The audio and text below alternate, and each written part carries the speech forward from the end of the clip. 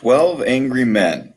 So I wanted to do a review on this movie because this is one of my favorite movies, not just to watch, but also to show students in talking about issues of courts, juries, trials, evidence, presumption of innocence, all sorts of things you're discussing when you're talking about the criminal justice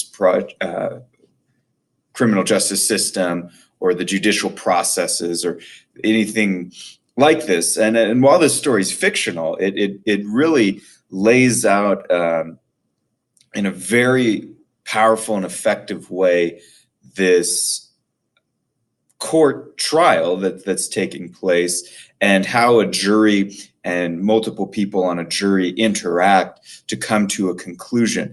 But the movie is really about one man just simply asking questions and continually asking questions of the jury and continually asking questions of the evidence. And then others, as they kind of join him in this question asking, lead from the jury being all but one, 11-1 guilty, to eventually moving through the movie and they all vote not guilty.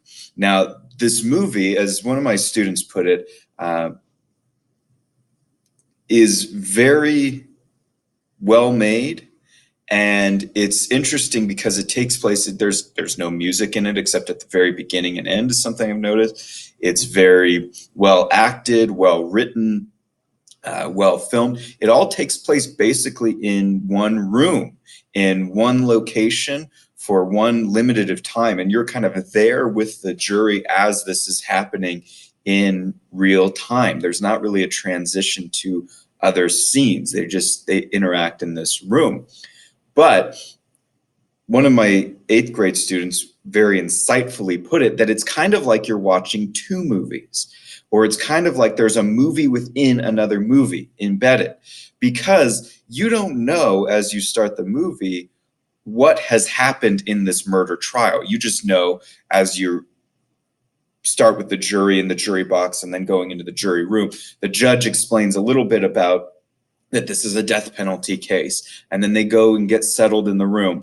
And then as they talk about the evidence and they talk about what happened and they lay those things out, it develops the story in your mind and in your imagination of what the crime was that took place. So you have to think about that. Then it lays out what was the evidence for it, and can that evidence be questioned? So it's very effective.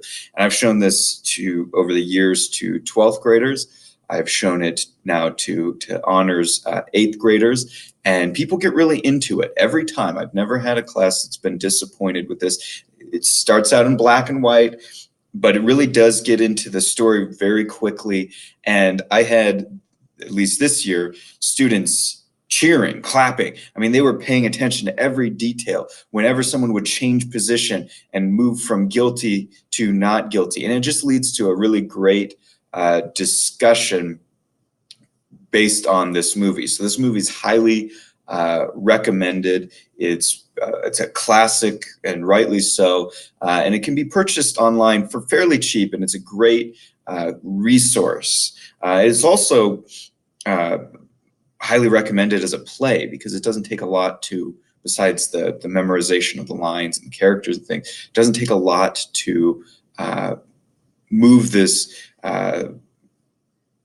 from the screen into a theater and to act this out. There's not a lot of requirements there. It's just people sitting around a table talking, having this discussion. So 12 Angry Men is a great film to represent these ideas that I've mentioned in the criminal justice system, and to get students excited and thinking about these important issues.